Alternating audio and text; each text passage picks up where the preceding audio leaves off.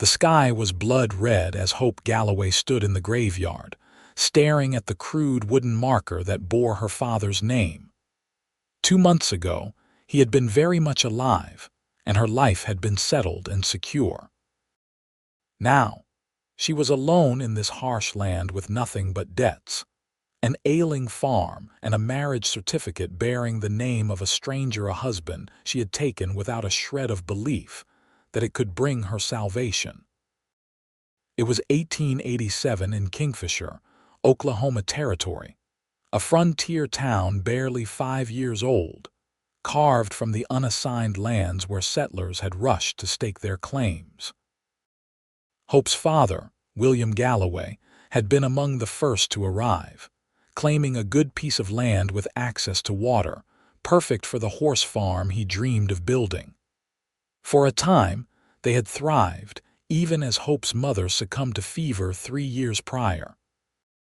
But then came the drought, the bank loans, and finally her father's heart giving out under the strain of it all. Hope tugged her shawl tighter around her shoulders as the autumn wind whipped across the plains. The wedding had been yesterday, a loveless affair conducted in the parlor of Judge Henderson's home, with only the judge's wife and the town banker, Mr. Harrington, as witnesses. The latter had been all too eager to see Hope wed, since her new husband had paid off her father's debts in full. "Miss Hope," a voice called from behind her. She didn't turn. "It's Mrs. Mitchell now," she said flatly. Sheriff Cooper approached, hat in hand. "Sorry, madam, old habits." He stood beside her, looking down at the grave. "Your father was a good man. He'd be grateful knowing you're taken care of." Hope's jaw tightened. "I'm not sure being sold off to a cattle rancher I've never met is what my father would have wanted for me. Owen Mitchell's a fair man, hard-working, respected, so everyone keeps telling me," Hope replied. "Yet he didn't even attend our wedding. Sent his foreman instead, with a purse of money and instructions to bring me to his ranch once the deed was done."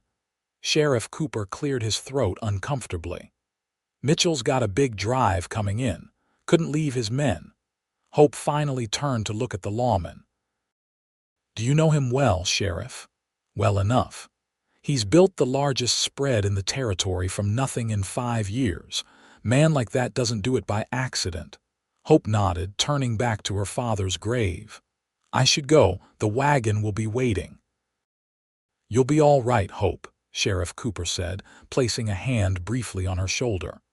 "Mitchell may not be a man of many words, but he's solid." Hope didn't respond. What was there to say? That she had married a stranger to save her father's farm, only to have to leave it behind anyway. That she had traded her independence for security, with no faith that happiness would follow. The wagon was indeed waiting when Hope returned to what had been her home for the past 15 years. All her belongings, pitifully few, were packed in 2 trunks loaded in the back. A tall man with a weathered face stood beside the team of horses, checking the harness. "Mrs. Mitchell," he said with a nod. "Ready to leave, Mr. Jenkins," Hope acknowledged Owen Mitchell's foreman. "As ready as I'll ever be." She cast one last look at the small farmhouse where she had grown up. The bank would sell it now, along with the few horses that remained from her father's once promising breeding program. All that remained of her former life was contained in those 2 trunks: her mother's china, her books, a few mementos, and clothes. The journey to the Mitchell Ranch took most of the day, traveling southeast from Kingfisher. Hope sat beside Jenkins on the wagon seat, watching as the landscape changed from the open prairie to more rugged country, with stands of oak and cottonwood marking the courses of streams. "The ranch is just beyond that ridge," Jenkins said late in the afternoon, breaking a silence that had stretched for hours. "Mitchell's got near 10,000 acres, running about 2,000 head of cattle, best water rights in the territory." "How many people live at the ranch?" Hope asked, practical concerns finally penetrating her melancholy. "There's the main house where you and the boss will be. Cook's cabin nearby, that's where Mrs. Wilkins stays. She handles the cooking and most of the house chores. Then the bunkhouse for the hands, usually about 10 men, more during roundup and branding. Hope nodded, trying to picture it all. Boss built a fine house, Jenkins continued. 2 stories, glass windows brought in from Kansas City. He's been adding to it this past year. Put in one of them indoor water pumps in the kitchen. As they crested the ridge, Hope got her first view of what was to be her new home. The ranch sprawled across a verdant valley, with corrals, barns, and outbuildings clustered near a large white house.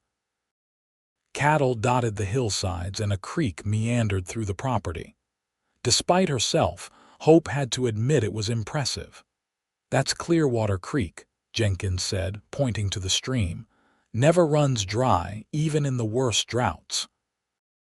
That's how the boss weathered the bad times when other ranchers were going under. As they drew closer, Hope could see activity in the yard, men moving between buildings, smoke rising from chimneys. Her stomach knotted with tension. Somewhere among those figures was Owen Mitchell, the man she was now bound to by law if not by heart. Jenkins guided the wagon up to the front of the main house and set the brake.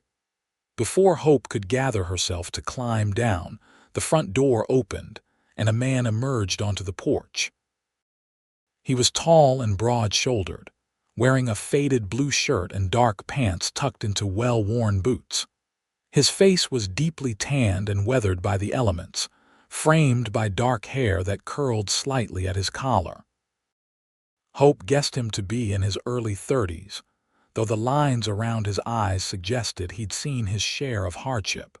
For a long moment, they simply regarded each other, Hope still seated on the wagon, Owen Mitchell standing on his porch, his expression unreadable. Then he stepped forward, removing his hat. "Mrs. Mitchell," he said, his voice deep and surprisingly gentle. "Welcome to Clearwater Ranch." Hope accepted his hand as she climbed down from the wagon, feeling the rough calluses that spoke of years of hard work. "Mr. Mitchell," she replied formally, meeting his gaze directly. His eyes were a startling blue against his tanned skin. "You must be tired from the journey," he said. "Jenkins, bring Mrs. Mitchell's things inside. Martha," he called toward the house, and an older woman appeared in the doorway. "Show Mrs. Mitchell to her room and help her get settled." Hope bristled slightly at being discussed as though she weren't present. "Mr. Mitchell, might I have a word with you in private?" Something flickered in his eyes, surprise, perhaps, or approval. He nodded. "Of course. We can speak in my study." The interior of the house was more refined than Hope had expected. The floors were polished wood, the furniture sturdy but well made. Owen led her to a small room off the main parlor, lined with bookshelves and dominated by a large oak desk. He closed the door behind them and gestured to a chair. "Please sit." Hope remained standing. "I think we should clarify our arrangement, Mr. Mitchell." "Owen," he corrected. "We're married now." "On paper only," Hope said firmly. "I agreed to this marriage to save my father's farm, which I have now lost anyway.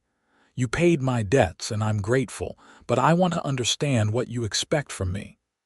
Owen studied her for a long moment before speaking. "What I expect is for us to make the best of this situation, Mrs. Mitchell." "Hope," she said, echoing his correction. The corner of his mouth quirked up slightly. "Hope," he repeated, and the sound of her name in his deep voice caused an unexpected flutter in her chest. "I know this isn't the marriage either of us might have chosen under different circumstances," he continued. "But it's done now. I need a wife to help run this ranch, to make this house a home. You needed security. Perhaps in time we can build something real from those beginnings." "And if we can't?" Hope challenged. Owen's gaze was steady. "Then we'll both have fulfilled our obligations. You'll have a home and security, and I'll have a respected wife to help manage my household." "And what of other aspects of marriage?" Hope forced herself to ask, heat rising to her cheeks despite her determination to be practical. Owen's expression softened. "I won't demand anything you're not willing to give," he said quietly. "You'll have your own room for now. The rest, we'll see what time brings." Hope felt some of the tension leave her shoulders. "Thank you for your honesty." "I value honesty above most things," Owen said. "I hope we can always speak plainly to each other." Hope nodded, then glanced around the study, noting the books on the shelves, not just practical manuals on ranching and agriculture, but literature, history, even poetry. It didn't fit with her preconception of the hard-bitten rancher she had imagined. "You seem surprised," Owen observed, following her gaze. "I'm adjusting my expectations," Hope admitted.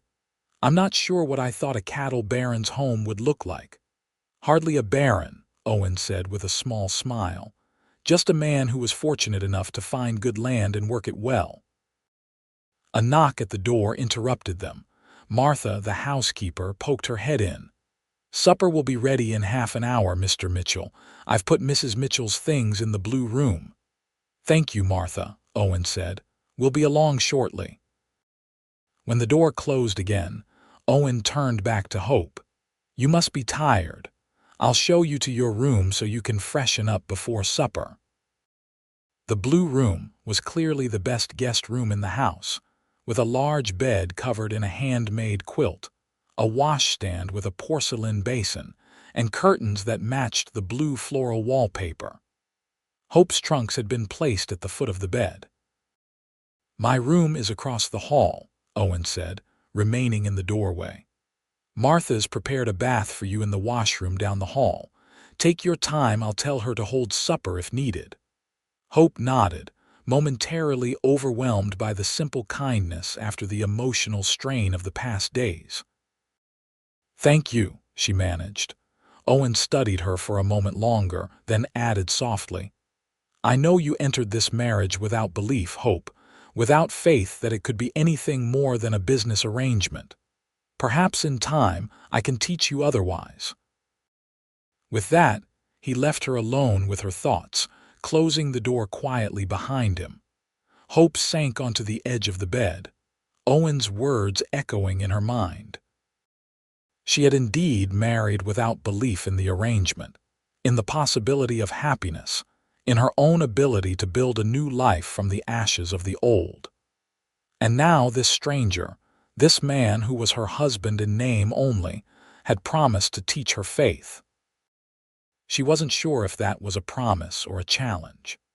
Either way, as she gazed around the room that was now hers in this house that was supposedly her home, Hope Galloway Mitchell realized that her life had irrevocably changed, and all she could do was move forward and see what tomorrow would bring. The next morning, Hope woke to sunlight streaming through unfamiliar windows. For a moment, disorientation gripped her until memory flooded back her father's death, the marriage of convenience, the journey to Clearwater Ranch. She sat up, noting that someone had been in the room while she slept. A small fire crackled in the grate, taking the autumn chill from the air. After dressing in one of her simple day dresses, Hope made her way downstairs, following the aroma of coffee and bacon. In the kitchen, she found Martha Wilkins kneading bread dough at a large table. "Good morning, Mrs. Mitchell," the housekeeper greeted her. "I hope you slept well." "Yes, thank you," Hope replied, though in truth her sleep had been fitful, filled with dreams of her father and the life she'd left behind. "And please call me Hope," Martha smiled, her weathered face creasing pleasantly. "Very well, Miss Hope. The men have already had their breakfast and gone out to work, but I've kept a plate warm for you." Hope felt a flicker of embarrassment at having slept so late. "What time is it?" "Just after 8. Mr. Mitchell said to let you rest, considering your journey yesterday." Hope sat at the table where Martha set a plate of eggs, bacon, and biscuits before her. "Is Mr. Mitchell always up so early?" "Before dawn, every day," Martha confirmed, returning to her bread dough. "He's a working rancher, not one of those fancy types who lets others do all the labor. He's out with the men from sunup to sundown most days." Hope ate quietly, considering this information. She had assumed Owen Mitchell would be more of an administrator, overseeing his ranch from a distance. The image of him working alongside his men didn't fit the narrative she'd constructed. "What are your duties here, Martha?" Hope asked after a while. "I do the cooking for the house and the hands, the laundry and basic cleaning," Martha explained. "Mr. Mitchell hired a girl from town who comes 3 times a week for the heavier cleaning, and the men take care of the outdoor chores. I suppose now that you're here, you'll be wanting to take over running the household." There was a hint of challenge in the older woman's tone, and Hope realized she needed to tread carefully. Martha had clearly been managing the domestic side of Clearwater Ranch for some time. "Actually, I'd appreciate your guidance," Hope said honestly. "This is all new to me. My father and I ran a small horse farm, nothing like this operation. I'd like to learn how things work here before making any changes." Martha's expression softened. "Well, that's sensible. Mr. Mitchell runs a tight ship, but he's fair. Most of the hands have been with him for years, loyal men who respect him." "And what about Mr. Mitchell himself?" Hope asked, trying to sound casual. "What can you tell me about my husband?" Martha glanced at her shrewdly. "Not much for courting, were you two?" Hope felt her cheeks warm. "It was arranged quickly." Martha nodded as though this confirmed something. "Mr. Mitchell's a private man, but a good one. Lost his parents young, worked cattle drives from Texas up to Kansas before saving enough to start his own spread. Built this place up from nothing but determination and hard work."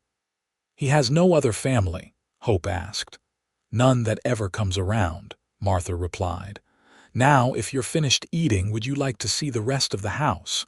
You should know your way around your own home." Hope spent the morning touring the house with Martha, learning its layout and routines. The 2-story structure was larger than it had appeared from outside, with a formal parlor, dining room, kitchen, and study downstairs, plus a small sewing room that Martha said had rarely been used. Upstairs were 4 bedrooms, the master bedroom, currently Owen's, Hope's blue room, and 2 unused guest rooms. "Mr. Mitchell's been adding to the house each year," Martha explained as they walked through the rooms. "Started with just 4 rooms when he first built it. Added the 2nd floor 3 years ago, then the indoor pump and the glass windows last year." Hope was impressed despite herself. The house spoke of careful planning and prosperity managed well. Even the furnishings, while not ostentatious, were of good quality and well maintained. "What about the ranch itself?" Hope asked as they returned to the kitchen. "I'd like to see the rest of the property." Martha looked uncertain. "Mr. Mitchell didn't leave instructions about that. The men are busy with the cattle today." "Surely I don't need an escort to look around my own home," Hope said firmly. "I grew up on a farm, Martha. I know to stay away from working corrals and to be careful around livestock." The older woman still seemed doubtful but didn't argue further. "Just be back by noon, that's when the men come in for dinner." Hope retrieved her shawl and bonnet, then stepped outside into the crisp autumn air. The ranch yard was quiet now, with most of the men out working with the cattle. She took her time walking around the immediate vicinity of the house, noting the well-kept barn, the bunkhouse where the ranch hands lived, and the various outbuildings. Beyond these structures stretched fenced pastures, and in the distance, she could see cattle grazing on the hillsides. It was a beautiful property, Hope had to admit, with the creek running through it providing water even in the driest seasons. As she walked toward the barn, drawn by the familiar sounds of horses, Hope heard the rhythmic pounding of a hammer. Following the sound, She rounded the corner of the barn to find a man working on repairing a section of corral fencing. It took her a moment to recognize Owen Mitchell without his hat, his dark hair falling across his forehead as he concentrated on his task. He looked up at her approach, surprise briefly crossing his features before he straightened, setting the hammer down. "Good morning," Hope said, feeling suddenly awkward. "I hope you don't mind my looking around the property." "Not at all," Owen replied. "This is your home now." He wiped his hands on a bandana pulled from his pocket. "Did you sleep well?" "Yes, thank you, though I'm not accustomed to sleeping so late." "You needed the rest," he said simply. "Have you eaten?" Hope nodded. "Martha took good care of me. She's been showing me the house." An awkward silence fell between them, two strangers bound by marriage yet knowing almost nothing about each other. "I understand you built this ranch from nothing," Hope said finally. Owen's expression changed, a hint of pride showing through his reserved demeanor. 5 years ago, this was just open range. I'd saved every penny from 10 years of working other men's cattle. When the territory opened for settlement, I was ready." "That's impressive," Hope said sincerely. "My father tried to build something similar with his horse farm, but—" She trailed off, the pain of her losses still too fresh. "Your father was William Galloway, correct? I met him once at a livestock auction in Guthrie. He had an eye for horseflesh." Hope felt a rush of warmth at the simple acknowledgement of her father. Yes, he did. He dreamed of breeding cavalry mounts. The army pays well for good horses. "A solid plan," Owen agreed. "What happened?" "The drought 2 years ago hit us hard. We lost access to water when the creek on our property dried up. Father took loans to drill a well, but it never produced enough. Then his heart gave out." Hope swallowed hard. "The bank was foreclosing within the month." Owen was quiet for a moment. "I'm sorry for your loss, Hope. Losing a parent is never easy, no matter your age." There was genuine understanding in his voice, and Hope remembered what Martha had told her about Owen losing his own parents young. "Thank you," she said softly. Then, gathering herself, she changed the subject. "Martha mentioned you have over 2,000 head of cattle." Owen nodded, accepting the shift to safer ground. "Mostly Herefords with some Shorthorn crosses. They weather the winters better than the Texas Longhorns." Hope glanced toward the distant pastures. "Are you preparing for a cattle drive soon? The sheriff mentioned something about it yesterday." "Not a drive exactly. We're bringing in the herds from the summer pastures, separating the calves for market. Some will go by rail from Kingfisher to Kansas City." "I see." Hope hesitated, then asked, "Is there anything I can do to help? On the ranch, I mean." Owen studied her thoughtfully. "You know horses, you said." "Yes. I helped my father train them." Something like respect flickered in Owen's eyes. "We always need good horses here. The remuda needs attention. Some of the younger stock could use more training." Hope felt a surge of excitement at the prospect of working with horses again. "I'd like that." Owen nodded. "I'll show you the remuda tomorrow, introduce you to Hank, our horse wrangler. For today, though, get settled in. There's time enough for work later." The dinner bell rang from the direction of the cookhouse, calling the men in from the fields. "That's our cue," Owen said. "The men will be curious to meet you. Best to get the introductions over with." Hope smoothed her skirt nervously. "Of course." As they walked toward the cookhouse together, Owen added quietly, "They're good men, Hope. Rough around the edges, perhaps, but respectful. You have nothing to fear here." Hope glanced up at him, surprised by his perceptiveness. "I'm not afraid," she said, though it wasn't entirely true. "Just uncertain." "That makes two of us," Owen admitted. And for the first time since their meeting, Hope felt a genuine connection between them, two people navigating unfamiliar waters, trying to find their way forward. The cookhouse was a large, open building with two long tables where the ranch hands gathered for meals. When Hope entered with Owen, conversation immediately died away as a dozen pairs of eyes turned to regard her with undisguised curiosity. "Men," Owen said, his voice carrying easily in the sudden silence, "this is Mrs. Hope Mitchell, my wife." There was a brief pause, then a chorus of greetings, some awkward, some friendly, as the men nodded or touched their foreheads in lieu of the hats they'd removed for the meal. "Mrs. Mitchell, these are the men who keep Clearwater running," Owen continued, then proceeded to introduce each one by name. Hope tried to commit them to memory: Jenkins, whom she already knew; Hank, the horse wrangler; Charlie, the elderly blacksmith; Jose and Miguel, brothers who had been with Owen since the beginning, and half a dozen others whose names blurred together. Owen led her to seats at the head of one table, and Martha began serving the meal, a hearty stew with fresh bread. Hope was conscious of the men stealing glances at her throughout the meal, clearly curious about their boss's new wife. "Mrs. Mitchell was raised on a horse farm," Owen said during a lull in the conversation. "She knows her way around livestock." This simple statement seemed to break some of the tension, and soon the men were asking her questions about her experience with horses, sharing stories of their own, and generally making her feel more welcome. Hope found herself relaxing as the meal progressed, even laughing at some of the tales of ranch mishaps.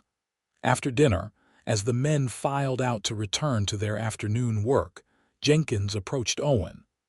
"Boss, we've got trouble at the north pasture. Fence is down in 3 places and about 40 head have strayed onto Blackburn's land." Owen's expression darkened. "Broken by cattle or cut looks like, clean through the wire in straight lines." Hope saw Owen's jaw tighten. "Get 4 men and head up there. Push our cattle back and repair the fence. If you see any of Blackburn's men, be civil but firm." "Yes, sir," Jenkins replied, casting a quick apologetic glance at Hope before hurrying out. "Is there a problem?" Hope asked once they were alone. Owen sighed. "Roland Blackburn owns the spread that borders ours to the north. He's been trying to push me out since I established Clearwater." "Why?" "Water rights, mainly. Clearwater Creek runs through my property before reaching his. He believes I divert too much water during dry spells." Owen shook his head. "It's not true. I've never dammed the creek or changed its course. But Blackburn's not a man who lets facts interfere with his grievances." "Is it dangerous?" Hope asked, concerned by the grim set of Owen's mouth. "It's been mostly petty harassment so far: cut fences, scattered cattle, rumors spread in town. But Blackburn's getting desperate. His ranch is struggling and he blames me." Owen met her gaze directly. "I should have warned you about this before we married. I apologize." The simple apology, the acknowledgement that she deserved to know about potential dangers, touched Hope more than she expected. "Every ranch has its troubles," she said. "My father dealt with rustlers more than once." Owen nodded. "Still, be careful if you ride out alone. Stay on Clearwater property, and if you see anyone you don't recognize, return to the house immediately." "I will," Hope promised. That evening, after a quiet supper with just Owen and Martha, Hope retired early to her room, exhausted from the emotional strain of the past days. As she prepared for bed, she heard a soft knock at her door. "Yes," she called, hastily pulling on her dressing gown. "It's Owen," came the reply. "May I speak with you briefly?" Hope opened the door to find her husband standing in the hallway, still fully dressed though he'd removed his boots. "I wanted to check that you have everything you need," he said. "Yes, thank you," Hope replied. "Martha's been very helpful." Owen nodded. "Good. I also wanted to let you know that I'll be riding out before dawn tomorrow with the men. We need to finish bringing in the cattle from the outlying pastures before the weather turns." Of course, Hope said. I understand. Owen hesitated, then added, I meant what I said about showing you the remuda.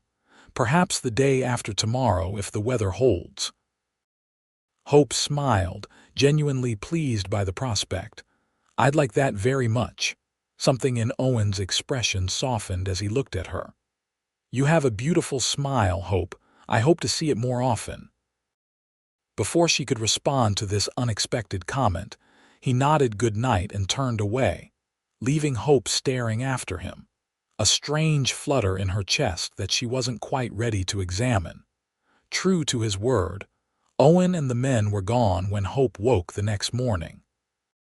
She dressed quickly and went downstairs to find Martha already preparing breakfast.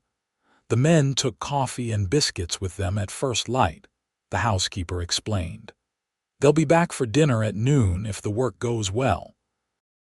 Hope helped Martha with the household chores that morning, learning the routines of the ranch. By midday, she was familiar with the kitchen gardens where vegetables were grown, the storerooms where supplies were kept, and the basic rhythm of life at Clearwater. The men returned for dinner dusty and tired but in good spirits. The gathering of cattle was going well, Owen reported, though he ate quickly and headed back out almost immediately, leaving Hope little chance to speak with him. The next 2 days followed a similar pattern, Owen and the men working from dawn until dusk, with Hope gradually finding her place in the household routine. She began to take over some of the meal preparation from Martha, who seemed relieved to share the burden, and spent time exploring the immediate surroundings of the ranch house. On the 4th day of her marriage, Hope woke to the sound of rain pattering against the windows. Coming downstairs, she found Owen in the kitchen talking with Martha. The men can handle the sorting without me today, he was saying as Hope entered. The worst of the gathering is done. He looked up as she approached, and Hope was struck again by the intense blue of his eyes, a stark contrast to his sun-darkened skin. Good morning, she said. Morning, Owen replied. I thought we might look at the horses today if you're still interested. The rain should let up by mid-morning. Hope couldn't contain her smile. I'd like that very much. After breakfast, true to Owen's prediction, the rain eased to a fine mist and then stopped altogether. Owen led Hope to the horse barn, a well-built structure housing about 20 animals. The working stock are mostly quarter horse and Morgan crosses, Owen explained as they walked down the center aisle. Good cow horses with stamina and sense. Hope paused to stroke the nose of a handsome bay gelding that stretched its head over the stall door. They're well cared for, she observed, noting the clean stalls and quality feed. Hank sees to that, Owen replied, referring to the elderly horse wrangler who was currently out with the men. He's particular about his charges. They reached the end of the barn, where Owen unlatched a door that led to a covered arena. We use this for initial training and working horses in bad weather, he explained. The arena was spacious, with good footing and high walls.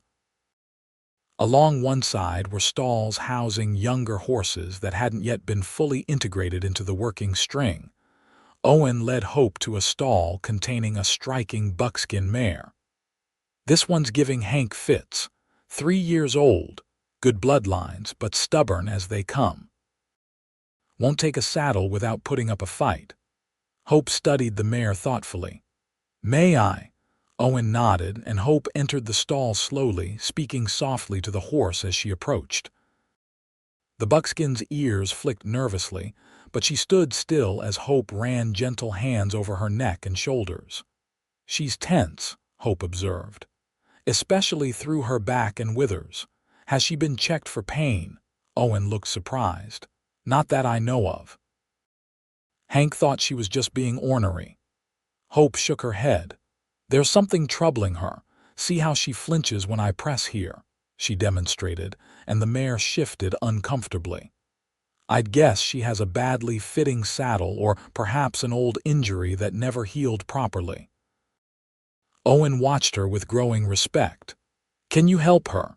I think so, Hope said. With time and patience. For the next hour, Hope worked with the buckskin mare, using techniques her father had taught her to gradually gain the animal's trust. Owen watched silently, occasionally asking insightful questions that revealed his own knowledge of horses.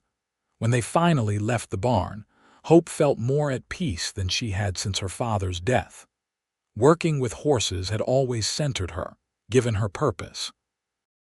You have a gift, Owen said as they walked back to the house. The mare responded to you in a way she never has with Hank or the other men. My father believed that horses respond to our expectations, Hope explained.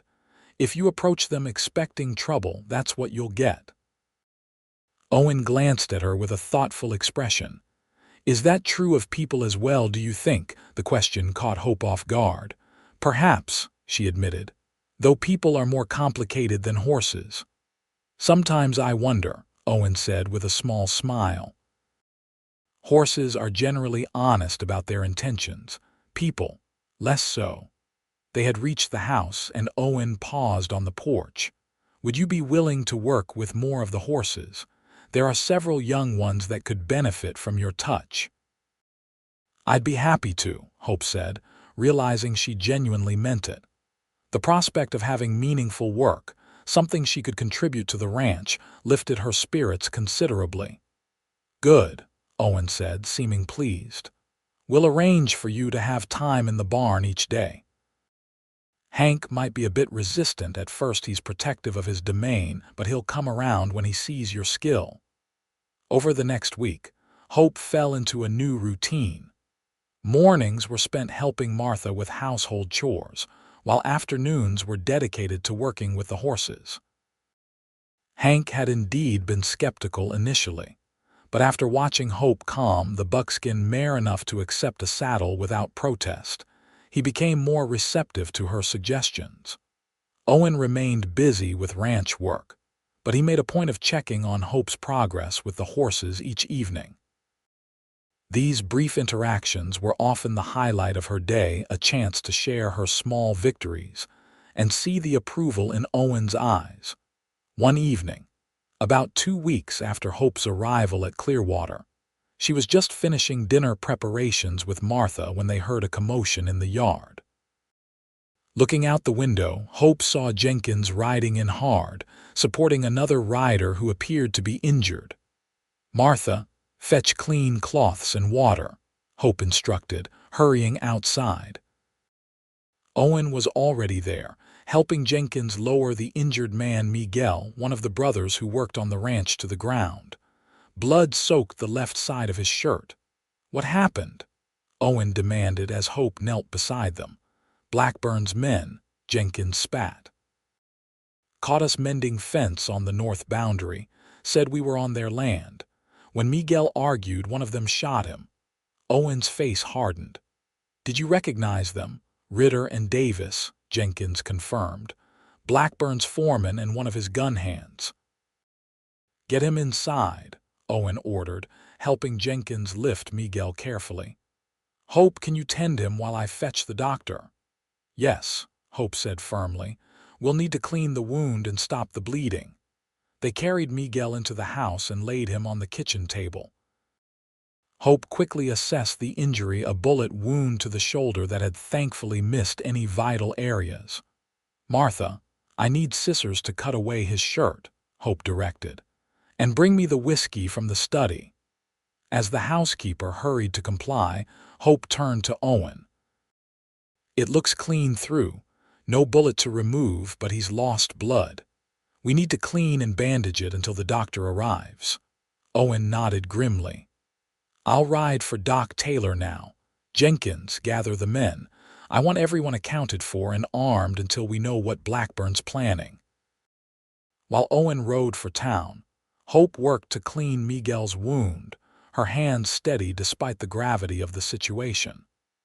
The young ranch hand remained conscious, gritting his teeth against the pain as Hope disinfected the injury with whiskey.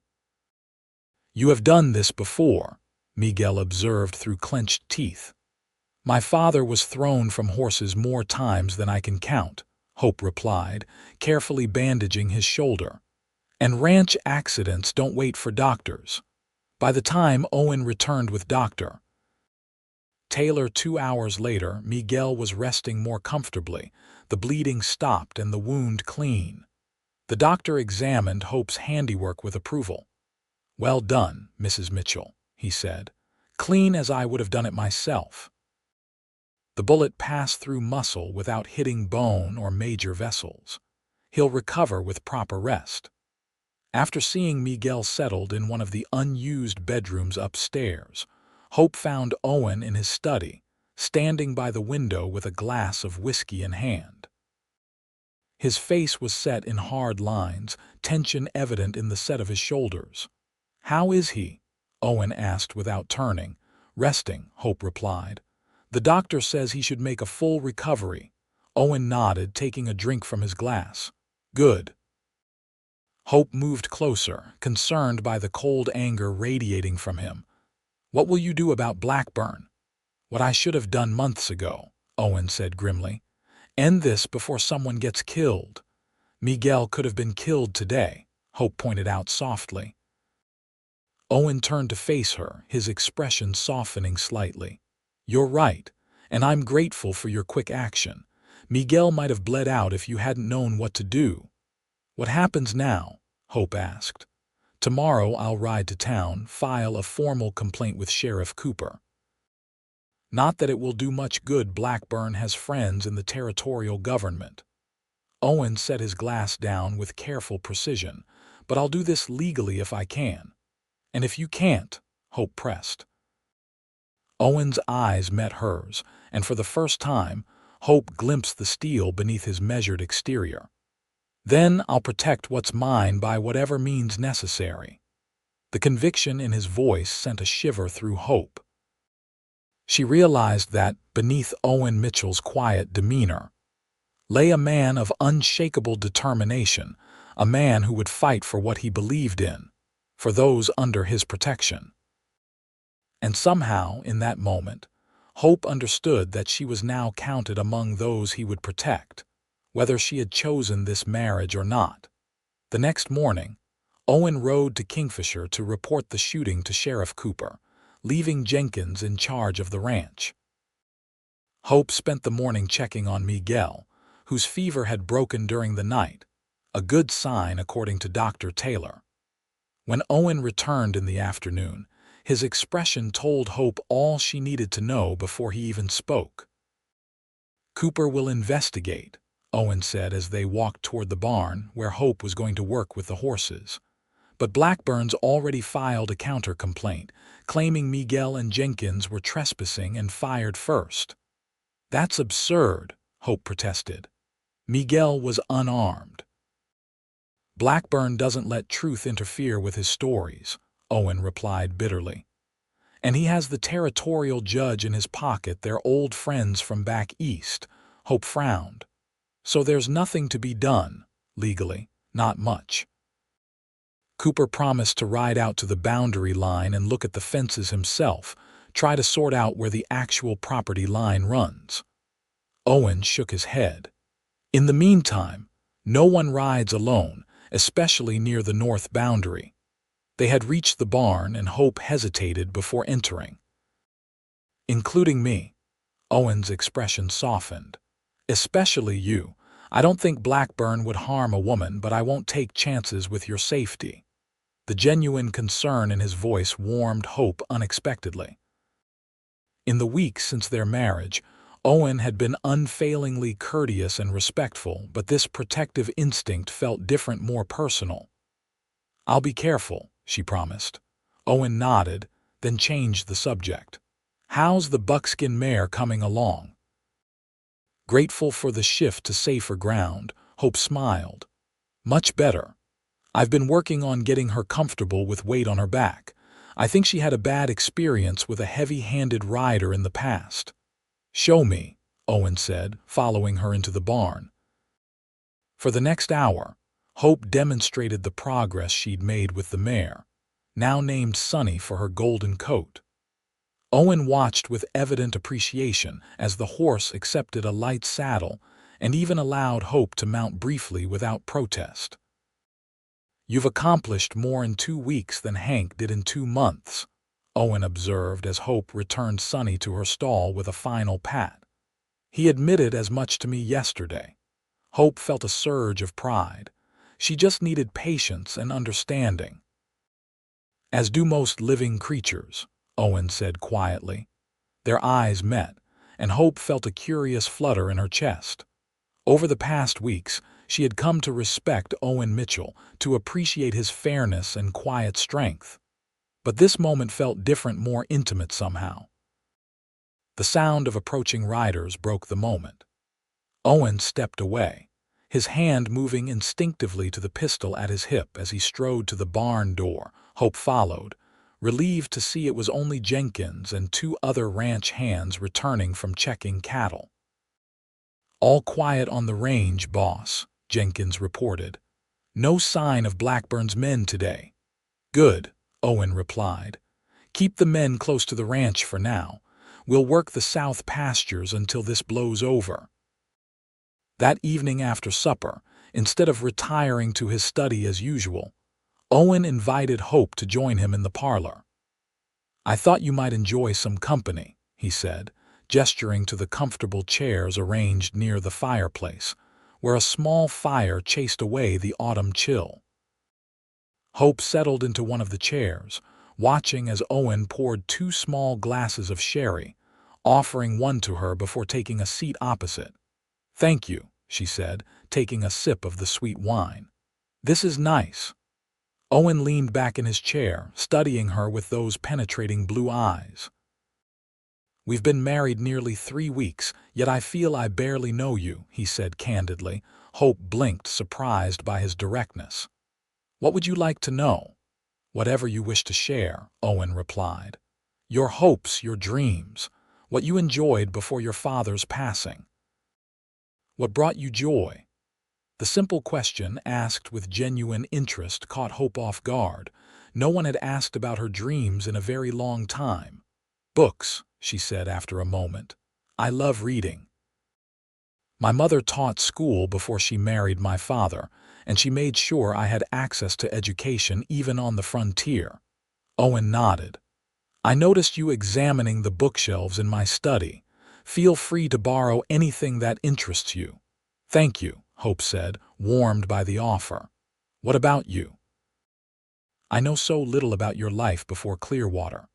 Owen took a slow sip of his sherry, his expression growing distant. "I was born in Missouri to farmers. They died of fever when I was 14, first my mother, then my father 3 days later." "I'm so sorry," Hope said softly.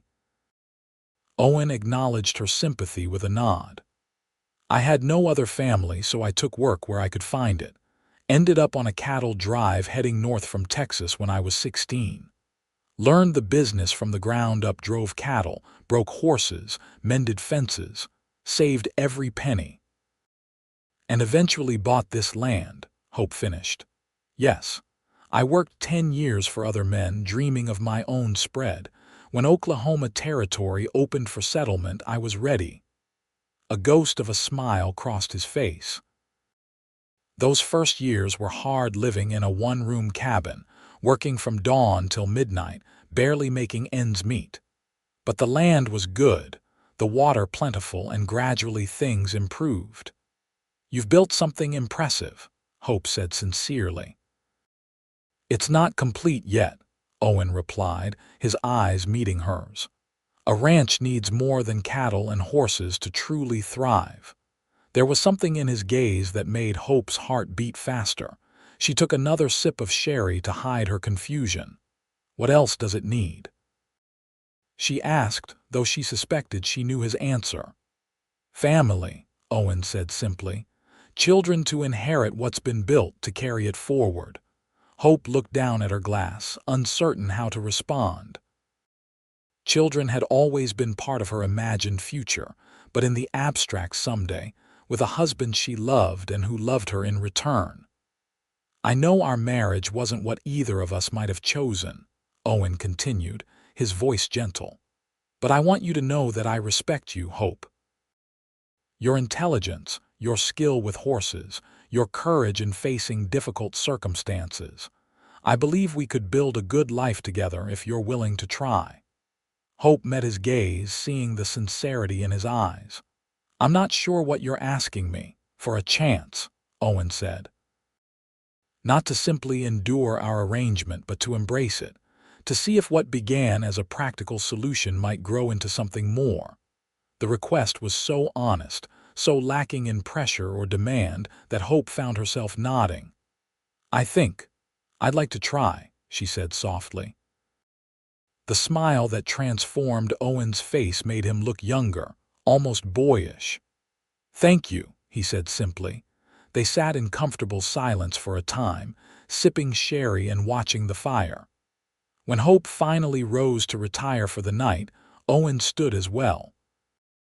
Good night, Hope, he said, taking her hand briefly in his. The touch was warm, sending a curious tingling up her arm. Good night, Owen, she replied, surprised by her reluctance to end the evening. As she prepared for bed, Hope reflected on their conversation. Owen Mitchell was not the man she had imagined when she'd signed that marriage certificate in the judge's parlor. He was deeper, more thoughtful, with dreams and vulnerabilities behind his capable exterior. And for the first time since coming to Clearwater, Hope allowed herself to consider that perhaps this arranged marriage might indeed become something more, something real and lasting. The thought was both frightening and exhilarating. The next morning brought the first hard frost of autumn, coating the grass with white and sending the ranch hands out with extra layers of clothing. Hope woke early, determined to help Martha with breakfast for the men before they headed out to work. As she descended the stairs, she heard voices from the direction of Owen's study tents, urgent voices that made her pause. At least 20 men heavily armed, someone was saying. It sounded like Charlie, the elderly blacksmith who sometimes rode into town for supplies. You're certain? Owen's voice, tight with concern. Saw them myself at the Broken Spoke Saloon, Charlie confirmed. Blackburn was buying drinks, saying how he was going to settle things once and for all. They were checking weapons, boss. There was a momentary silence, then Owen spoke again. Get Jenkins and the men ready. Distribute rifles and ammunition. I want everyone prepared but no one making the first move. Understood? Yes, sir, Charlie replied. Hope moved quickly down the hallway, entering the study just as Charlie was leaving. What's happening? She asked, looking from the retreating figure of the blacksmith to Owen, who stood behind his desk. A map of the ranch spread before him. Owen's expression was grim. Blackburn's gathering men. Looks like he's planning to force a confrontation. Fear clutched at Hope's heart. Here, at the ranch. Most likely. He knows we're bringing cattle in from the pastures, consolidating for the winter. Our defenses are stretched thin. Owen rolled up the map decisively. I need to get you to safety. I'm not leaving, Hope said firmly. Owen looked up in surprise. Hope, this could be dangerous. This is my home too, she insisted. I can help, I can shoot, and I can tend the wounded if necessary. Owen studied her for a long moment, and Hope could see him weighing her determination against his desire to protect her. Finally, he nodded. Stay close to the house. If shooting starts, get to the root cellar with Martha. There's a trapdoor in the kitchen pantry. He moved around the desk to stand before her. Promise me you'll take no unnecessary risks. I promise, Hope said solemnly. Owen hesitated, then reached out to brush a strand of hair from her face, his fingers lingering briefly against her cheek. The tender gesture caught Hope by surprise. Be careful, she whispered. Always, he replied with a small smile that didn't reach his eyes. The ranch transformed over the next few hours. Men moved purposefully, checking weapons, positioning themselves around the buildings. Windows were shuttered. Horses moved to the far corral where they would be out of the line of fire. Hope helped Martha prepare food and bandages, trying to ignore the knot of anxiety in her stomach. By mid-morning, the tension was palpable. Owen had positioned men on the roof of the barn and bunkhouse, with others stationed behind the corral fencing and water troughs. He himself remained on the porch of the main house, rifle in hand, watching the road that led to the ranch. Just before noon, the lookout on the barn roof gave a low whistle, the signal they'd agreed upon. Hope moved to the window, peering through a crack in the shutters to see a cloud of dust approaching from the north. "Stay inside," Owen instructed as he descended the porch steps, moving to stand in the center of the yard with Jenkins and 2 other men at his side. The approaching riders came into view, at least 15 men, with Roland Blackburn at their head. Hope had never met the man, but his identity was unmistakable from Owen's descriptions. A tall, heavy-set man with a florid face and elaborate mustache, wearing a black coat despite the warm midday sun. The riders pulled up about 50 yards from where Owen stood, Blackburn urging his horse a few steps forward. "Mitchell," he called, his voice carrying clearly across the yard. "Time we settled this once and for all." "Nothing to settle, Blackburn," Owen replied calmly. "Except your men shooting one of mine on my land." Blackburn sneered. "Your land? Half of what you claim should rightfully be mine. You've fenced off water that's been used by my family's cattle for generations." "Clearwater Creek runs through land I legally purchased from the territorial government," Owen said. "I've never prevented the water from flowing downstream to your property." "Not enough makes it down," Blackburn shouted. "You're damming it up, diverting it." "That's not true, and you know it," Owen replied, his voice still measured but with steel beneath. "The drought affected everyone. Your mismanagement of your land isn't my responsibility." Hope could see Blackburn's face redden even from a distance. The man's hand moved toward his pistol.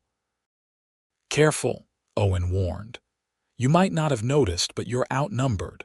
I've got men on the roof and behind every wall, all with rifles trained on you and your boys." Blackburn hesitated, looking around as if trying to spot the hidden gunmen. Some of his own men shifted nervously in their saddles.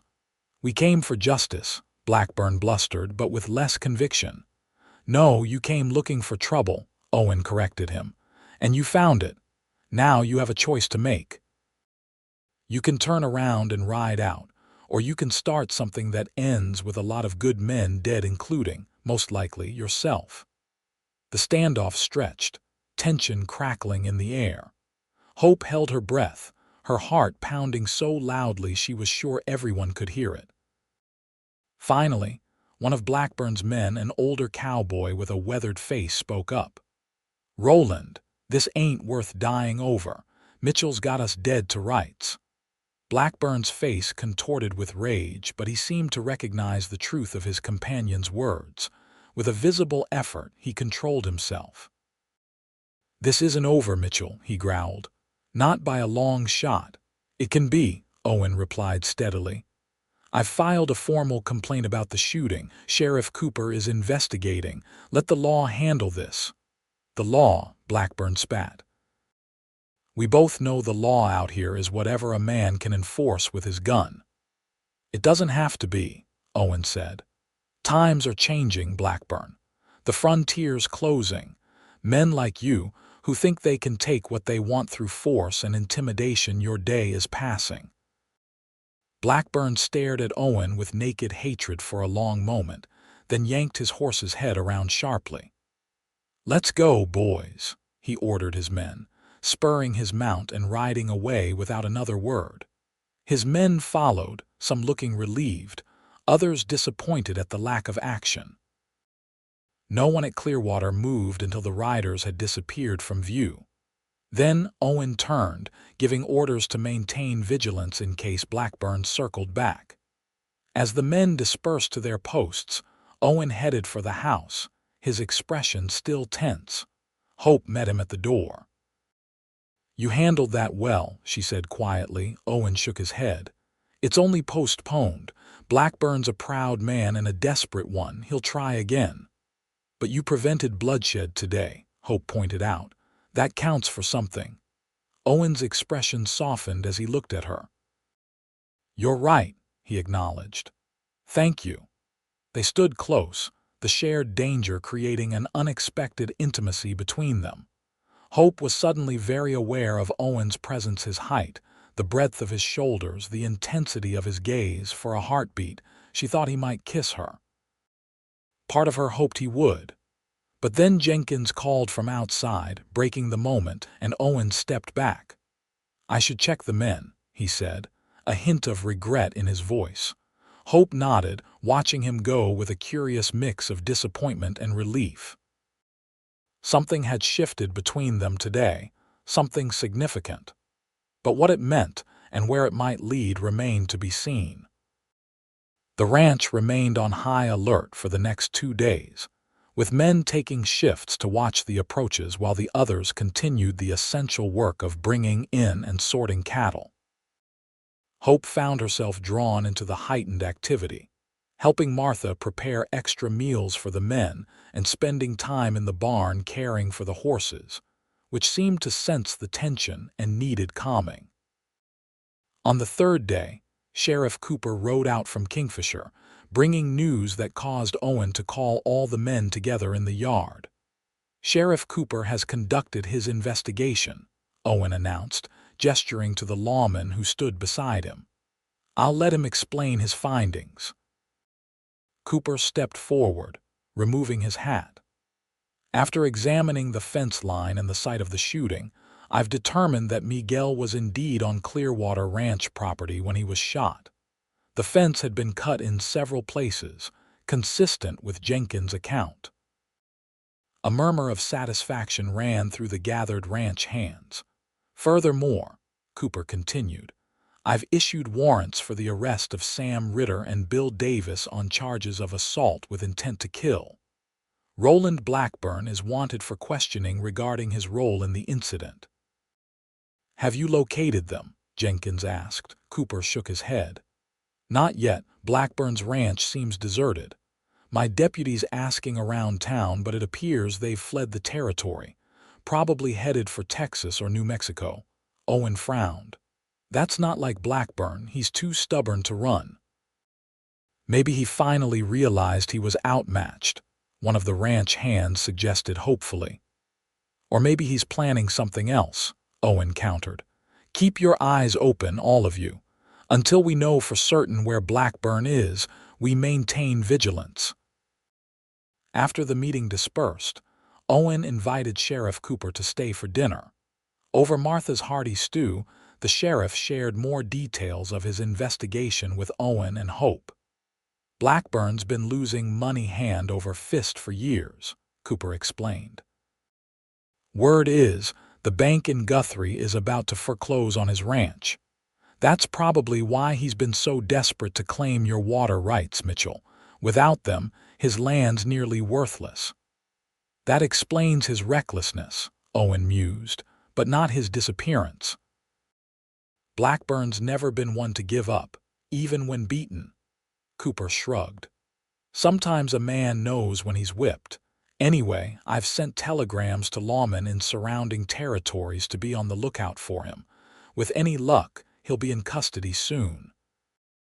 After the sheriff departed, Owen seemed preoccupied, pacing the study with a furrowed brow. Hope watched him from the doorway, concerned. "You don't believe Blackburn's truly gone, do you?" she asked finally. Owen stopped pacing, turning to face her. "No," he admitted. "It's too neat, too easy. Blackburn's many things, but a coward isn't one of them. He wouldn't abandon his ranch without a fight, even with warrants out for his men." "What do you think he's planning?" Owen shook his head. "I don't know, but I intend to find out." He crossed to his desk, pulling out a map of the surrounding area. Tomorrow I'll ride out with Jenkins and a few men, check some of the line cabins and watering holes where he might be hiding. Hope moved to his side, studying the map. Be careful, she said softly. Blackburn strikes me as a man with nothing left to lose. Owen looked up, meeting her concerned gaze. I'm always careful, he said with a small smile. I have too much to live for. The simple statement, and the way his eyes held hers as he said it, sent warmth flooding through Hope's chest. Without thinking, she reached out, placing her hand over his where it rested on the map. Owen turned his palm upward, his fingers closing gently around hers. For a long moment they stood like that, hands clasped, eyes locked in silent communication. "Hope," Owen began, his voice low and intimate. A knock at the door interrupted him. It was Jenkins with a question about the next day's patrol. Owen released Hope's hand reluctantly, turning to address his foreman. Hope slipped away, her heart racing, her hand still tingling from Owen's touch. Something was happening between them, something neither had anticipated when they'd entered this marriage of convenience. Hope wasn't sure if she was ready for it, but she couldn't deny the growing attraction she felt toward the man who was her husband in name only. That night, as Hope prepared for bed, a soft knock sounded at her door. She opened it to find Owen standing in the hallway, his expression uncertain. "I wanted to say good night," he said quietly, "and to tell you that I'll be leaving before dawn tomorrow." "How long will you be gone?" Hope asked. "A day, perhaps two," Owen replied. "Jenkins will stay behind with half the men to protect the ranch. You'll be safe here." Hope nodded, touched by his concern. "It's not my safety I'm worried about," she admitted. Something flickered in Owen's eyes, surprise, followed by a deeper emotion Hope couldn't quite name. "I'll be careful," he promised. "Blackburn may be desperate, but he's not foolish enough to face us directly again." "Still," Hope said softly, "come back safely." Owen hesitated, then took a step closer. Slowly, giving her every chance to withdraw, he raised his hand to cup her cheek. Hope's breath caught at the gentle touch. "I will," he murmured for a heartbeat. Hope thought he might kiss her, hoped he would. But Owen seemed to reconsider, letting his hand fall away reluctantly. "Good night, Hope," he said, his voice husky. "Good night, Owen," she replied, watching as he turned and walked to his own room across the hall. Hope closed her door, leaning against it as her pulse gradually slowed. Whatever was growing between them, it seemed both were cautious about rushing forward. Perhaps that was wise, given the unconventional start to their marriage. Yet Hope couldn't deny the disappointment she felt as she climbed into her solitary bed. The next morning, Hope woke to the sounds of riders departing. Throwing on her dressing gown, she moved to the window just in time to see Owen leading a group of 6 men out of the ranch yard, heading north. The eastern sky was just beginning to lighten, painting the landscape in shades of gray and purple. As if sensing her gaze, Owen turned in his saddle, looking back at the house. Hope couldn't be sure if he could see her in the dim light, but she raised her hand in farewell anyway. Owen touched the brim of his hat in response, then turned forward again, urging his horse into a canter. Hope watched until the riders disappeared from view, then dressed and went downstairs to help Martha with breakfast for the remaining men. The day passed slowly, with Hope dividing her time between household chores and working with the horses. The buckskin mare, Sunny, was making excellent progress, now accepting a saddle and rider without protest. By evening, there was still no sign of Owen and his men. Hope tried not to worry, reminding herself that he had said they might be gone for 2 days. Still, she found it difficult to concentrate on her reading that evening, her thoughts constantly straying to Owen and the danger he might be facing. The next morning dawned clear and crisp. Hope was in the kitchen helping Martha prepare breakfast when Jenkins burst through the door, his expression urgent. "Fire!" he shouted. "The north pasture's burning!" Hope and Martha rushed to the door. In the distance, they could see a column of dark smoke rising against the blue sky. "How bad?" Martha asked as ranch hands began running toward the stables for horses. "Bad and spreading fast," Jenkins replied grimly. "Wind's pushing it straight toward the home pasture where we've got 500 head gathered." "Could it reach the ranch buildings?" Hope asked, her heart racing. Jenkins' hesitation told her everything. "If the wind shifts, maybe. Best prepare, just in case." As Jenkins hurried away to organize the firefighting effort, Hope turned to Martha. "What do we need to do?" The housekeeper was already moving with purpose. "Fill every bucket and barrel with water. Soak blankets and gunny sacks for beating out flames. And gather the valuables in case we need to evacuate." For the next hour, Hope and Martha worked frantically, preparing for the worst while praying it wouldn't come. From the ranch yard, Hope could see the smoke growing thicker, blotting out the northern sky. Men rode back and forth, bringing news and taking supplies to those fighting the fire. "It's jumping the fire breaks," one hand reported, his face blackened with soot. "Jenkins says to start moving the horses from the near corrals, just in case." Hope took charge of this task, directing the remaining hands to halter the horses and lead them to the creek bottom south of the ranch, where they would be safe from the approaching flames. The animals were nervous, sensing the danger in the smoke-laden air, but Hope's calm presence helped keep them manageable. As she returned from delivering the last group of horses, Hope saw a rider approaching fast from the north, not from the direction of the fire, but from a different angle. As he drew closer, she recognized Charlie, the blacksmith who had gone with Owen.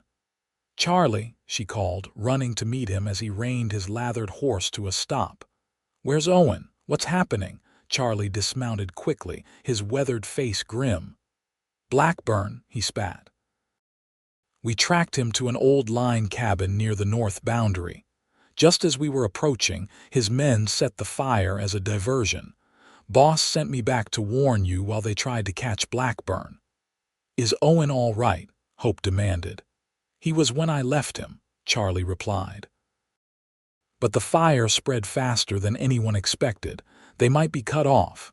Fear clutched at Hope's heart. "We have to help them." Charlie shook his head. "Too dangerous, madam.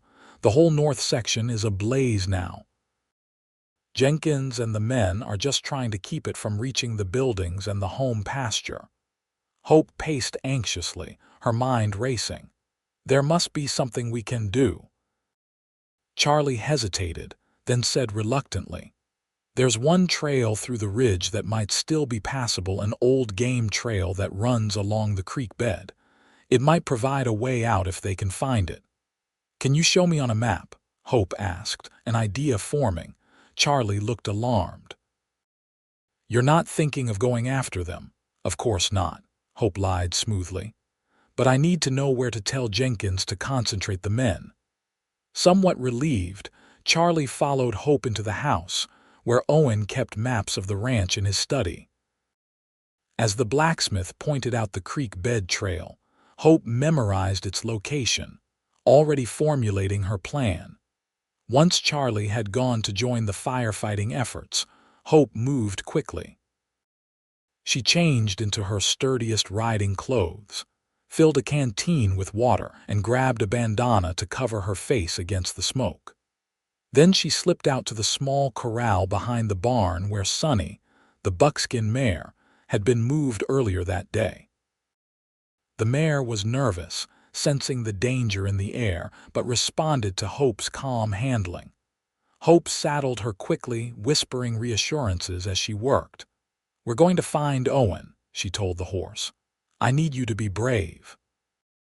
Mounting up, Hope circled behind the outbuildings to avoid being seen, then urged Sunny toward the creek bed Charlie had indicated. She knew what she was doing was dangerous, perhaps foolhardy, but the thought of Owen trapped by the fire, possibly injured, overrode all caution. As she rode, the smoke grew thicker, stinging her eyes and making it difficult to breathe despite the damp bandana covering her nose and mouth. The temperature rose perceptibly as she drew closer to the fire line, and Sunny pranced nervously beneath her. "Easy, girl," Hope soothed. "Just a little further." The creek bed trail was narrow and rocky, but as Charlie had predicted, it remained largely clear of flames. The fire had jumped it in places, creating islands of burning vegetation, but Hope was able to guide Sunny around these danger spots, staying close to the water whenever possible. After nearly an hour of tense riding, Hope caught sight of movement ahead riders, 3 of them making their way slowly along the creek. With a surge of relief, she recognized Owen's broad-shouldered figure in the lead. "Owen," she called, urging Sunny forward. Owen's head snapped up, disbelief crossing his smoke-smudged face as he saw her. "Hope, what in God's name are you doing here?" "Looking for you," she replied as she reached them. "Charlie said you might be cut off by the fire." "We nearly were," one of the other men, Jose, the brother of wounded Miguel, confirmed. "Lost 2 horses when the flames jumped behind us. Had to double up." "You shouldn't have come," Owen said to Hope, his voice tight with a mixture of anger and concern. "It's too dangerous." "Someone needed to show you the way out," Hope replied. "This trail is still clear back to the ranch, but we need to hurry. The wind's shifting." As if to confirm her words, a gust blew hot ash into their faces, and the roar of the fire seemed to intensify. Owen's expression hardened. "Jose Davis, ride ahead with Hope. I'll follow." "We all go together," Hope insisted. "Blackburn's still out there," Owen replied grimly. "I saw him heading west along the ridge just before the fire cut us off." This was no accident. He set it deliberately to destroy as much of Clearwater as possible. "All the more reason to get back safely," Hope argued. "You can't fight him alone, and the ranch needs you." Owen hesitated, clearly torn between his desire to pursue his enemy and his responsibility to protect his home and people. "The boss is right, madam," Jose said quietly. "If Blackburn gets away, he'll just try again. Maybe somewhere else when we're not expecting it." Hope looked from Jose to Owen, seeing the determination in both their faces. She understood then that this was about more than a land dispute or water rights. It was about justice, about ensuring the safety of everyone at Clearwater, not just today, but for the future. "How will you find him in this?" she asked, gesturing to the smoke-filled landscape. "I know where he's headed," Owen replied. "There's an old hunter's cabin at the western edge of my property.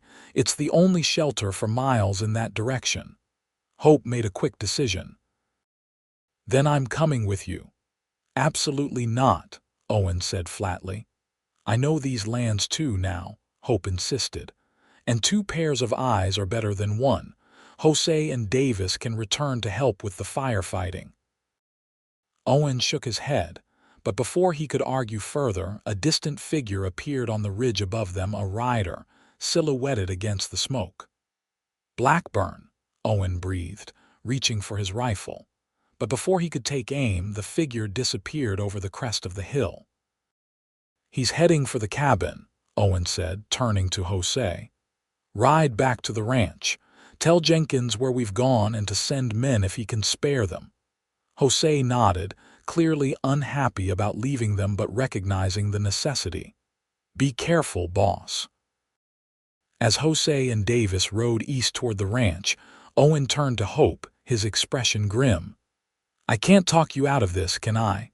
"No," Hope said simply. "We're wasting time arguing." A reluctant smile tugged at the corner of Owen's mouth. "You're the most stubborn woman I've ever met, Hope Mitchell." "I'll take that as a compliment," she replied. "Now, let's go catch Roland Blackburn before he can do any more damage." They rode west, skirting the worst of the fire but still battling smoke and occasional flare-ups as the wind shifted unpredictably. Owen led the way, following a faint trail that wound through rocky terrain toward the western boundary of Clearwater Ranch. "The cabin is just beyond that next ridge," Owen said after they had been riding for nearly an hour. "We should approach carefully. Blackburn's likely armed and desperate." Hope nodded, her mouth dry with tension. The reality of what they were doing pursuing a man who had already shown himself willing to commit violence was beginning to sink in. Owen seemed to sense her apprehension. "You can still turn back," he said quietly. Hope straightened in her saddle. "No. We finish this together." They left their horses tethered in a sheltered draw and proceeded on foot, moving cautiously through the scattered pine trees that covered the ridge. As they crested the hill, the cabin came into view, a small, rough structure built of logs, with a single window and chimney. A horse was tethered outside, confirming Blackburn's presence. Owen drew his pistol, checking that it was fully loaded. "Stay behind me," he instructed Hope. "If anything happens, get back to the horses and ride for the ranch." Hope nodded, though she had no intention of leaving him if trouble arose. They made their way down the slope, using the trees for cover. When they were about 50 yards from the cabin, the door suddenly swung open, and Roland Blackburn emerged, rifle in hand. "That's far enough, Mitchell," he called, raising his weapon. "I've been expecting you." Owen pushed Hope behind the nearest tree, positioning himself between her and danger. "It's over, Blackburn," he called back. "The sheriff has warrants out for you and your men. There's no escaping this time." Blackburn laughed harshly. "You think I care about warrants? I've lost everything already. My ranch, my reputation, all because of you." "You did that to yourself," Owen replied steadily, "through mismanagement and greed." "I had that land before you ever came to Oklahoma," Blackburn shouted, his face contorted with rage. "My family ranched there for years before the government decided to parcel it out to settlers. It should have been mine by right." "The land was never yours to claim," Owen said. "It belonged to the tribes before the government opened it for settlement." "None of us have a natural right to it, only what's granted by law. Laws made by men who have never set foot on the frontier," Blackburn spat. "Well, if I can't have my land, you won't have yours either. The fire's just the beginning, Mitchell. I'll destroy everything you've built before they hang me." Hope peered around the tree, watching the confrontation with growing alarm. Blackburn's eyes had a wild, unfocused quality that suggested a man who had moved beyond reason. "Put down the rifle, Blackburn," Owen said, his voice calm but firm. "No one needs to get hurt here." "Too late for that," Blackburn snarled, raising his rifle to his shoulder and sighting down the barrel. What happened next unfolded with nightmarish slowness. Hope saw Blackburn's finger tighten on the trigger. Without conscious thought, she lunged forward, shoving Owen aside just as the rifle cracked. Pain exploded in her left arm, and she fell to the ground with a cry. "Hope!" Owen's voice seemed to come from very far away. Another shot rang out Owen's pistol, this time followed by a heavy thud. Then Owen was beside her, his face white with fear as he examined her wound. "How bad?" Hope gasped through gritted teeth. "Bullet grazed your upper arm," Owen replied, his voice shaking slightly as he bound the wound with a bandana from his pocket. "It's bleeding, but not too deep." "Blackburn?" Hope asked. "Dead," Owen said shortly. "My shot caught him in the chest." Despite the pain, relief flooded through Hope. It was over, truly over this time. "Can you ride?" Owen asked, helping her to her feet. Hope nodded, clutching her injured arm against her body. "Yes, let's go home." The journey back to the ranch was a blur of pain and exhaustion for Hope. Owen kept her mounted in front of him on his horse, his arms around her waist to keep her steady.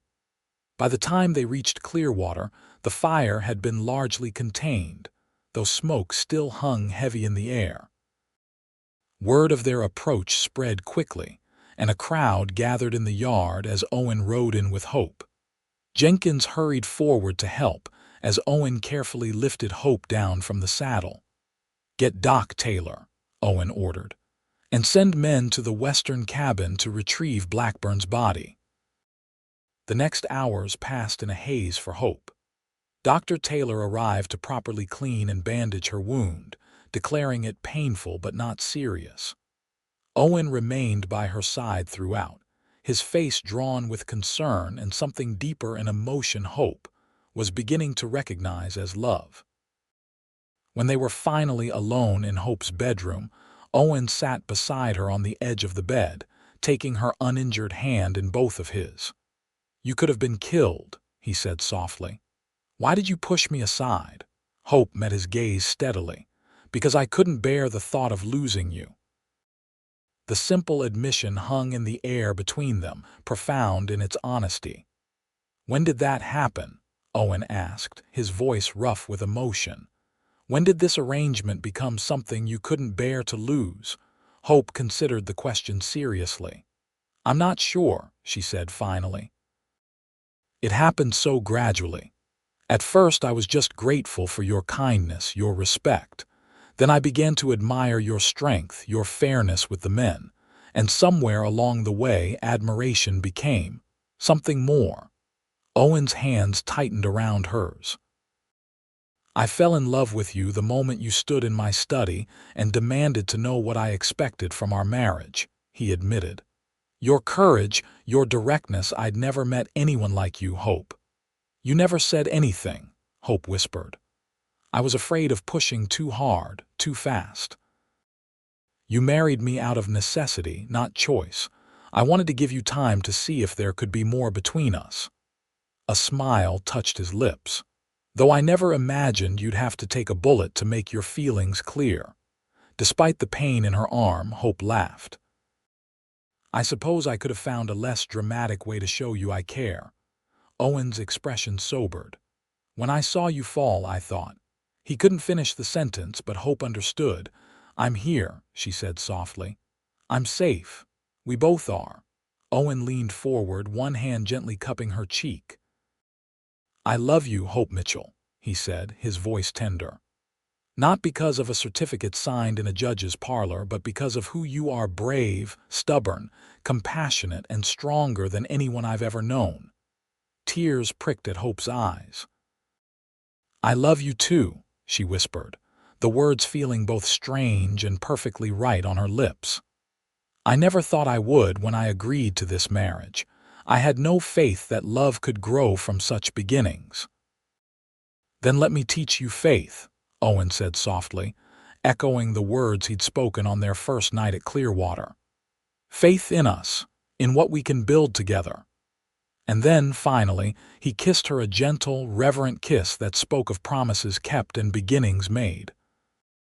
Hope's uninjured arm came up to circle his neck, drawing him closer as the kiss deepened, became something more urgent, more passionate. When they finally parted, both breathless, Owen rested his forehead against hers. "Rest now," he said. "We have all the time in the world." But Hope didn't want to rest. She wanted to hold onto this moment, this feeling of certainty and rightness that had been so long in coming. "Stay with me," she whispered, shifting over in the bed to make room for him. Owen hesitated only briefly before stretching out beside her, careful not to jostle her injured arm. Hope nestled against his side, her head resting on his shoulder, and felt a peace she had not known since before her father's death. "Tell me about our future," she asked softly.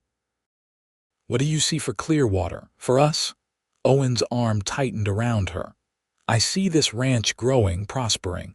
More cattle, better bloodlines, and horses, a breeding program like your father dreamed of with you in charge." Hope smiled at the thought. "And the house?" "Martha mentioned you've been adding to it each year." "A few more rooms, perhaps," Owen said, a smile in his voice. "A nursery when the time comes." Hope's heart skipped at the implication. "Children," she murmured, "if you want them," Owen said carefully. "A family to fill this house with laughter and love." "I do want that," Hope admitted. "Very much."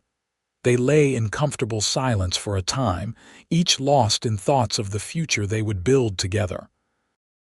Outside, the smoke from the fire was dissipating, blown away by a freshening breeze from the south. The immediate danger had passed, and though there would be work to do rebuilding fences, assessing the damage to pastureland, the heart of Clearwater Ranch remained intact. "We should be married properly," Owen said suddenly. "In the church in Kingfisher, with friends and neighbors to witness. A celebration of what we've found, not just a legal arrangement." Hope raised herself on her good elbow to look into his face. "Are you proposing to me, Owen Mitchell?" "Even though we're already married," Owen grinned, looking younger and more carefree than Hope had ever seen him. "I suppose I am. Hope Galloway Mitchell, will you do me the honor of becoming my wife in heart as well as name?" "Yes," Hope replied without hesitation. "With all my heart, yes." The kiss that followed sealed their pledge, a true beginning for a marriage that had started as a practical solution to their separate problems, but had grown into something neither had dared to hope for. A love born of respect, strengthened by shared trials, and now ready to flourish in the peace they had fought to secure. 6 months later, Clearwater Ranch bloomed with spring flowers, as neighbors and friends gathered to witness the renewal of Hope and Owen's vows in the ranch yard. The damage from the fire had long since been repaired. The north pastures were green with new growth, and the future stretched bright before them. Hope stood beside Owen, her hand in his, as the minister from Kingfisher pronounced them husband and wife this time before God and their community.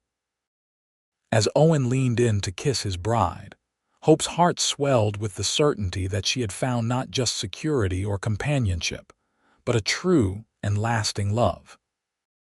She had indeed married without belief, but Owen Mitchell had taught her faith in him, in herself, and in the power of love to transform even the most practical of beginnings into something beautiful and enduring. And 5 years later, as Hope sat on the porch of their expanded home, watching Owen teaching their 3-year-old son William to ride his first pony while their infant daughter Elizabeth slept in her cradle nearby, she knew that faith had been rewarded 1,000 times over. What had begun as a marriage of convenience had become the great blessing of her life. A love story written across the rolling plains of Clearwater Ranch, a testament to the truth that sometimes the things we least believe in turn out to be the most real of all.